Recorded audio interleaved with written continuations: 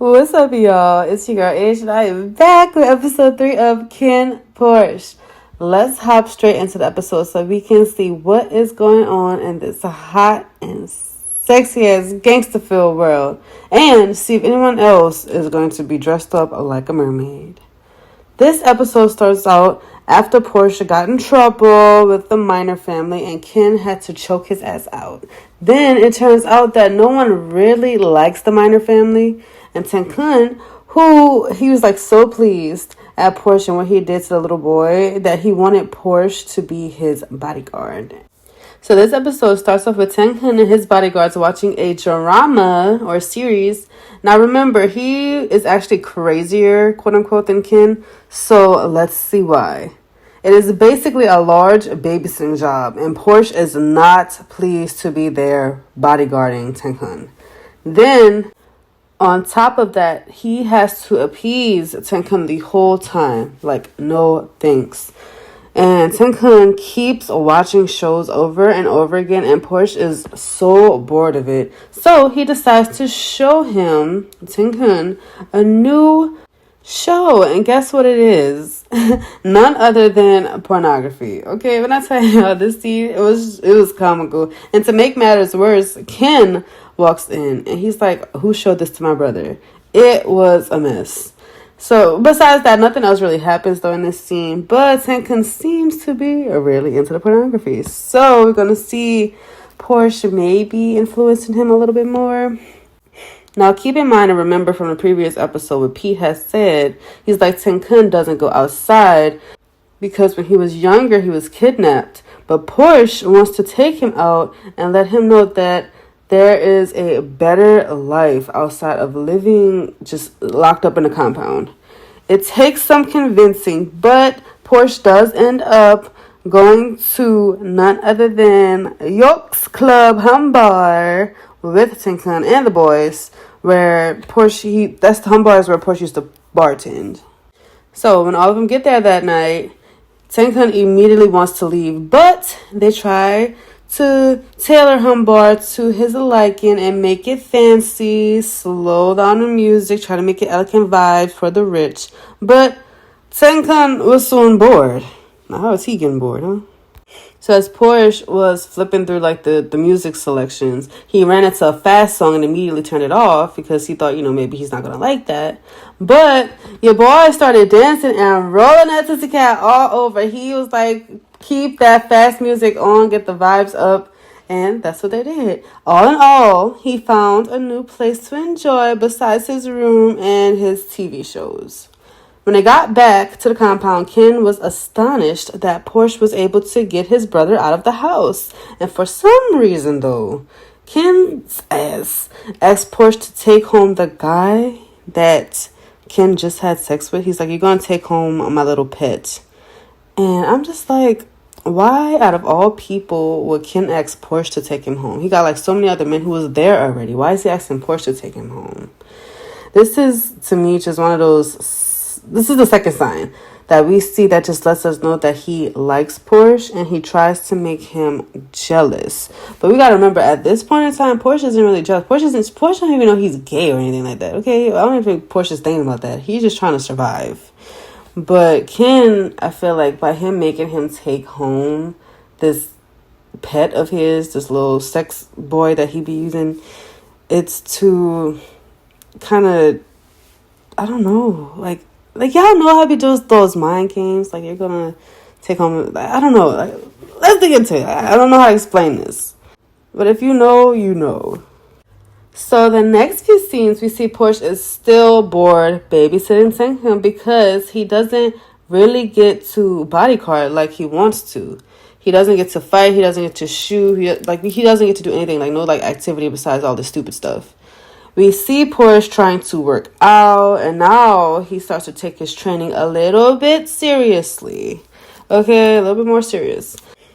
So while he's taking it serious, he's getting better, and then he's also making friends at the compound, and I'm so proud of Porsche, because, Porsche's the type of person who makes friends. It's just like, everybody wants Porsche. Screw it. Like, everybody wants Porsche. We know this. And I'm going to keep saying everybody wants Porsche because everybody wants a Porsche. Even the head bodyguard gives him some props. So good. He's improving with his skills, his strength, and everything. While Porsche is stuck playing mindless games in the house with Tinka and other bodyguards, he learns that Pete is with Ken at a house collecting debts from one of Ken's partners. Porsche goes to join them immediately, leaving Tinka in the dust. The gangsters at the house of this man, who's like a business partner with Ken, as mentioned before, they're beating the man to collect the debt from him, and this is actually a turnoff for Porsche as well. He'd seen his family members get beat up by debt collectors and gangsters, and he is sad to think that he himself is becoming one of those people to beat up people who owe loans or debts and who got beaten up in the past.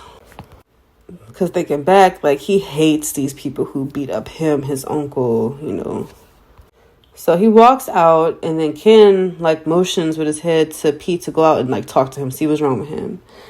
And Pete and Porsche are outside, like, they have a little heart-to-heart, and Porsche explains this, and Pete was like, there's no heroes or villains in this world.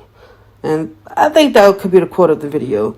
Yes, there are people who do good things, but they still do bad things as well, and vice versa. There still can be just mean, evil motherfuckers in this world, but they do occasionally do like a good deed. And everyone has the reasons for every action that they take. And Porsche mentions that people who are in desperate situations, they'll do desperate things. Now, they weren't going to the house to kill the man that owed Ken money, but then the man decides to pull out a gun. He really was just as desperate as Porsche has said, because Porsche's seen this before. So Porsche tries to talk to the man, tries to talk him down, and was about to succeed, understanding the man's desperation, but in the end, the man still decided to shoot at Ken, and Ken's men had to kill him. Actually, it was Porsche who killed the man. Porsche was shot in the arm during the altercation, and we see Ken kind of try to push Porsche out of the way. And I'm just thinking to myself, of all the men there, why are you trying to save Porsche, Ken? Ken, later on that night, is in the bathtub thinking about none other than Porsche boy, okay? And let me tell y'all, just caveat, that bathtub looks real nice, and the ambiance looks real rich and real expensive. But then Ken's little boo thing, the same one that he made Porsche take home, comes into the bathroom, goes to the bathtub, and tries to comfort him by sliding his little skinny arm down down Ken's chest. But Ken doesn't want to be bothered with him. He actually wants to be bothered with something else. Someone else. So he goes find that someone else. He ends up finding Porsche cleaning his bullet wound, and Ken decides to help Porsche clean it. I think he just wants to touch Porsche, okay? And even though we don't get the BL famous giant Q-tip, we get a giant cotton swab to clean the wound. That will do the trick. That'll do the job to solidify their relationship in the future, okay? So note that Ken constantly says that everything belongs to him in that building. Like, he constantly says it, and it irks me. But we will come back to this topic later. That's just something that he brought up while he was talking to Porsche while cleaning his, gunshot. The guy Porsche killed earlier said that he was hired to kill Ken. Porsche asks Ken who he thinks it might be that's trying to kill him, and Ken tells Porsche, "Everyone wants me dead." I can see it, but they're both thinking that it's an inside job. So that's what we get from this scene. Next, we see Big make a visit to Mr. Kim. Now, we haven't met Mr. Kim before, like in person. We haven't seen his face or nothing like that. We just know that he's the third son, and I believe he's the youngest of Korn, who's their dad. So Big is at the third brother's house, the one who lives away from the complex, and I kind of wonder why. Like, I get why, because he probably doesn't want to be around that drama. He kind of wants to separate himself from the family a little bit, but I don't know if there's like a reason why he moved away specifically. Anyway, Kim is like, "Big, why are you here? Like, don't you have to go watch Ken?" And Big was like, "Your dad sent me over here to watch over you instead." And Kim was like, "Well, who's watching over Ken? He's the one who's taking over the family business. Like, why? What's going on?" And he lets him know that a new bodyguard that no one knows about is assigned to Kin. And that strikes Kim as odd. Kim is like, okay, we usually do a background check on these people, but I guess. Then something odd happens. Kim calls something out with big. He's like, everyone wants to steal Kin away.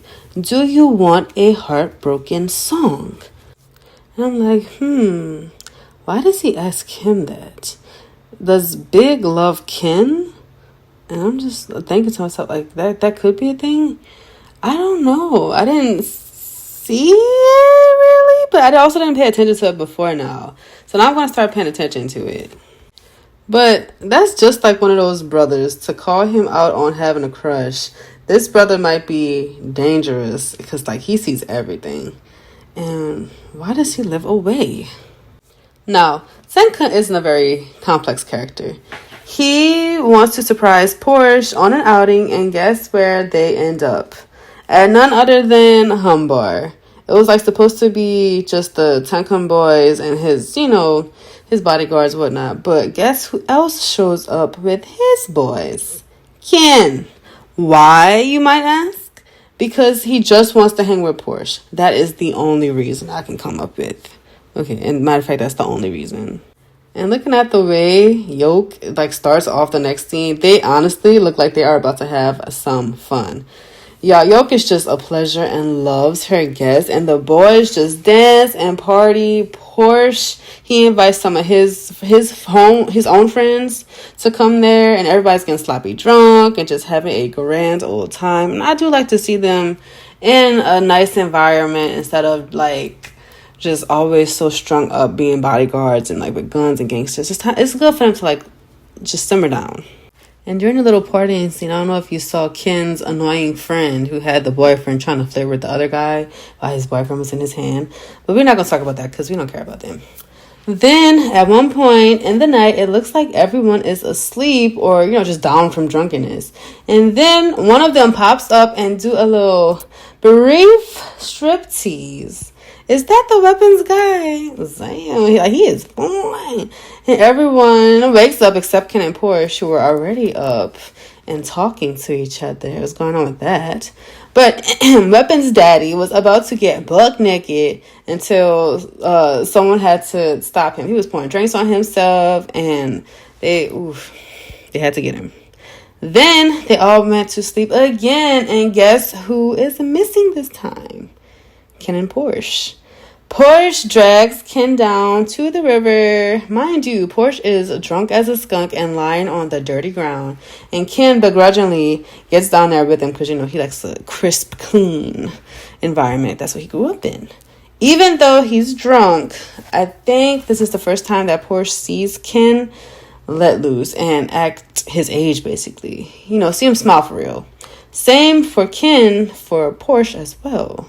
Not that he hasn't seen him smile for real, but he's always, even though he puts on a good face, Kin knows that Porsche has a little rough life. So those two chat. We learn about Porsche's parents dying, and the bill collectors and debt collectors come in to scare him and his uncle. He tells Kin he's really, really just sad that of everything he did today, the fact that he killed somebody, he collected debt. He's really sad. Like I said, underneath those smiles are the truth. Then Kin gets candid as well. He tells Porsche, you've only been doing this for 1 month and you feel all of these things for all these people. I grew up in this. To be honest, y'all, though, I can see how that would take a toll on someone. That could fuck someone up.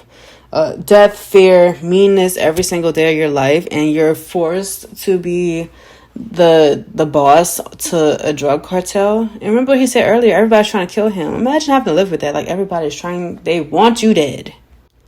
Am I giving Kin grace to act like a fucked up person? No. And we all know that he's going to do some more worse things to Porsche in the future. But we see why. Porsche is asking Kin, how do you handle it? How do you handle all of that, just that comes with this lifestyle? Kin is like, I don't have a choice. It's basically, I don't think he deals with it. So we don't really get a real answer from Ken on how he deals with the life. So Porsche, still very drunk, smiling, giggly, and, just loving the atmosphere. He tells Ken thank you.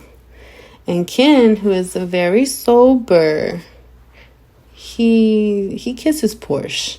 It's a sweet kiss, and I see that Porsche does kiss him back, but I still get kind of when there's like a drunk person and someone who's like clearly like pissy wasted, like probably is not gonna remember the night. I get stumped when stuff like this happens. Like, yeah, we know they're gonna end up together and whatnot at the end, but until next time, guys.